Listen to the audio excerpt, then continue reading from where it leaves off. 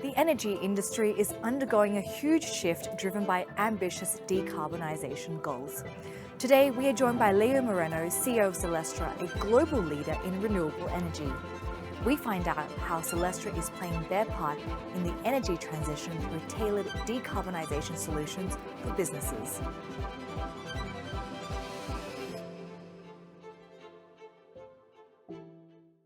Leo, welcome to beautiful and a sunny Davos. It's wonderful to have you here. Thanks so much, Olivia, for having me here. Now, Zelestra, a very key piece in this puzzle of decarbonisation. Walk us through what your company is trying to achieve here. Absolutely. Zelestra is a global multi-technology renewable energy player with an 18-year-old history. We develop, engineer, commercialize, construct, and operate renewable projects, solar, wind, energy storage, and green hydrogen for the long term. And we really pride ourselves on delivering customer-tailored solutions. Our purpose is making decarbonization a reality for our partners using different technologies. And our main shareholder is EQT, which is a large global infrastructure funds. They have more than 200 billion euros under management. But when I think of the purpose of Zelestra and why we exist, I really like to take the big picture into account. If you look last year, 2024 was the warmest year on record. The 10 years prior to that were also the warmest years on record. We need to change this trend. And the goal here is clear, is taking the 40 billion tons of carbon emissions we have annually emitted in the world and take to zero. We see this as an existential threat. It's the defining issue of our generation. So the purpose of our company is working on that goal. And what we have done in the past years has been incredible in the direction of that goal. So last year we signed 2.6 gigawatts of contracts with customers. That's 6 times more than we had signed the year before. So very accelerated growth. We doubled the size of the company, and the goal is to be even bigger. We want to double the company and double it again the next 2 years. We need to get to about 9 gigawatts in the 2026 timeframe. And the way we do this is we have hundreds of projects across the different continents. So from Latin America to the US, to Europe, to Asia, and a large team of more than 1,000 people making this happen for our customers. And when I think of the role of Zelestra and the role of a corporation in general, it's to add value to all stakeholders, right? So communities, suppliers, investors, our people, governments, and all these stakeholders working together is what is going to lead us to achieve this bigger goal for the planet. Right now, against this backdrop, we are seeing so many businesses and corporations coming out with their own decarbonisation goals. Can you just walk us through exactly how you're trying to support them from A to Z? Because ultimately, this is a collaboration. So there's been a transformation in the behavior of corporate customers. So corporate customers have incorporated larger sustainability goals and have been looking for renewable energy. But the way we look at it is we offer them these tailor-made solutions that incorporate multiple technologies. So a customer doesn't want power just 1 hour of the day or just when the sun is shining or just when there's wind. They want 24/7 power. So we develop these projects with different technologies to address this. And if you look again at the big picture, when you look at the 40 billion tons of carbon emissions we have, 30% come from the power sector, 20% come from transport, and 30% industrial, the 20% agriculture. So these are the customers, are the carbon emission leaders. In the power sector, it's very clear what we need to do. We need a clean grid. So we need to deploy clean energy at scale. That's solar, that's wind, that's nuclear, that's hydro, that's geothermal, all the carbon-free solutions. On the transport side, it's a little bit more complex because in the short-haul vehicles, the passenger cars, the passenger vehicles, you need the electrification. So you need to have batteries and electric vehicles powered by a clean grid. And in the long haul, that's ships, that's planes, that's long-haul trucking, you need a green fuel. So that can be hydrogen powered by electrolyzers that are fed by renewable energy or some solution like that. So when we think of Zelestra, we think of going after these customers, which is the power and the transport sectors, and offering solutions that can address both the renewable energy with solar and wind, as well as the transport and the flexibility that come from batteries or from green fuels. So what I'm hearing here is that bespoke solutions is really what makes Zelestra stands out in the business. Absolutely. And if you think of the transition we're going through and how we play a role in that, in the past several years, past decades, we have built as a civilization, we have built 3,000 gigawatts of wind and solar in the world. But that's only 14% of worldwide energy use. And we need the 84% remaining. So we need to decarbonize it all, but we need to do it in a resilient, in a affordable, in a way that focuses on energy security. So I think the world has realized that technologies like gas are going to be around for the long term. But you need to reduce the generation from gas over time to zero. So the way we think about it is, for a gas and coal plant, you have fuels that you store and you burn when you need it. When you transition the grid to renewables, you need to have a solution that replaces that. And in our industry, it is batteries and it's green hydrogen. So batteries, lithium-ion batteries, you can deploy at scale. You can charge them when there's sun and there's wind, and you can discharge them when you need them. And for green hydrogen, you can produce the hydrogen and use it when you need it.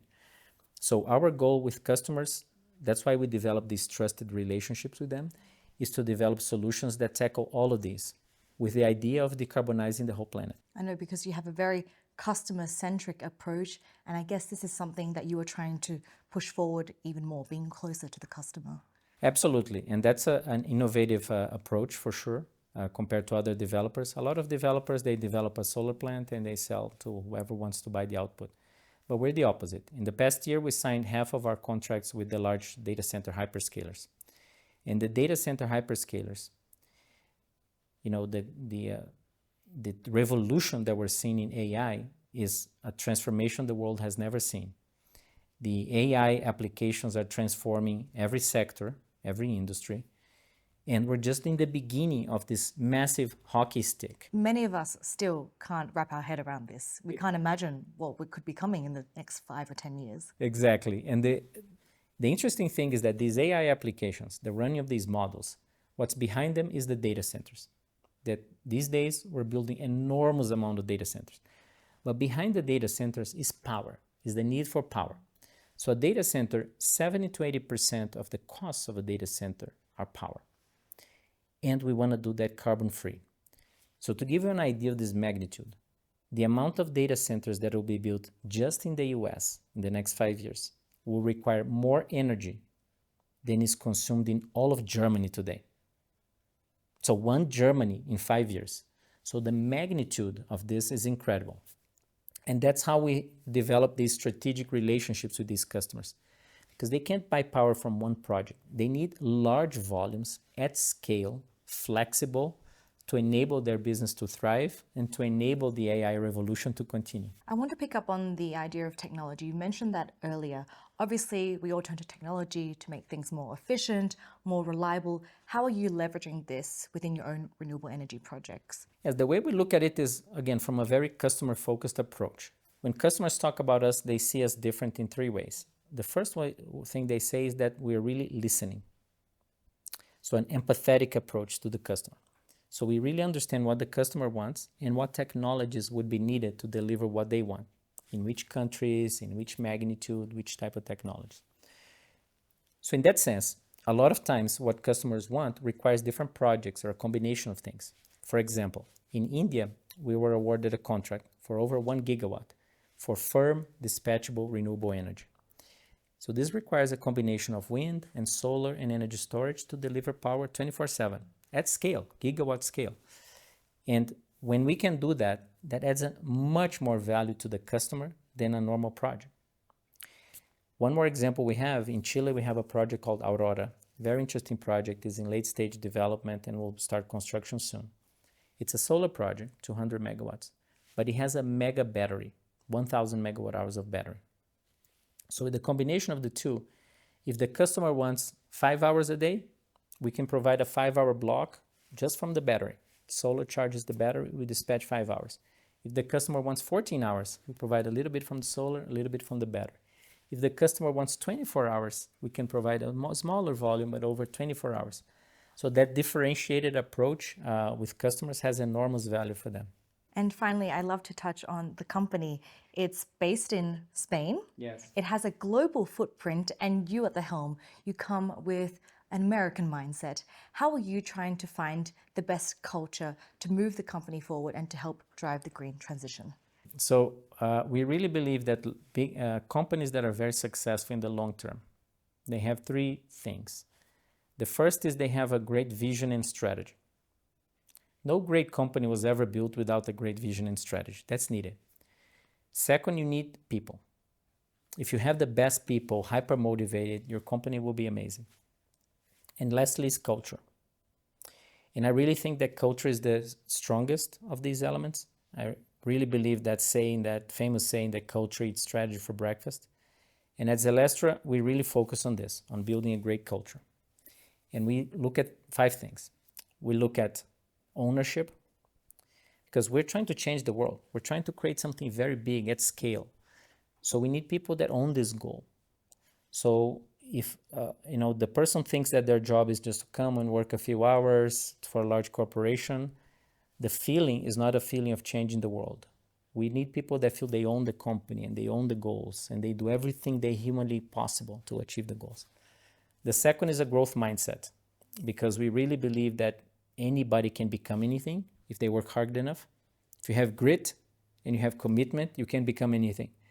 And we try to make that a live concept in the company. You can move to different jobs, you can learn different things, have different mentors. Over time, you can become a different professional. The third thing we have is performance, because we're a high-performance company. We're delivering these gigawatts at scale. So we work with a very strict meritocracy, meaning the best people go forwards. The leaders that are admired are the ones that go forwards in the company. Underpinning this, we have a concept of collaboration, because with such a high-performance, high-paced culture, we want the company to feel like a team of teams, that some teams are trying to help other teams be successful in the whole. And the last is integrity, because we want to do the right thing. That's more important than anything else. And that we want to be proud of everything that we have done to achieve the goals. And when you have these elements, you have a vision, you have the people, you have the culture with these 5 elements, I think we end up with people that love what they do, that they love coming to work every day to achieve something great. And with these kinds of people and working together with all the stakeholders, that's how we believe we're going to achieve this ultimate goal of a better planet for future generations. Well, Leo, it seems like you have a lot on your plate. It's going to be a very busy next couple of years. Thank you so much for taking the time and joining us here in Davos. Thank you so much, Olivia. Zelestra's portfolio now includes 28 gigawatts of carbon-free projects across 4 continents. But its commitment to decarbonization won't stop there. Their next target is to reach 45 gigawatt portfolio by 2026.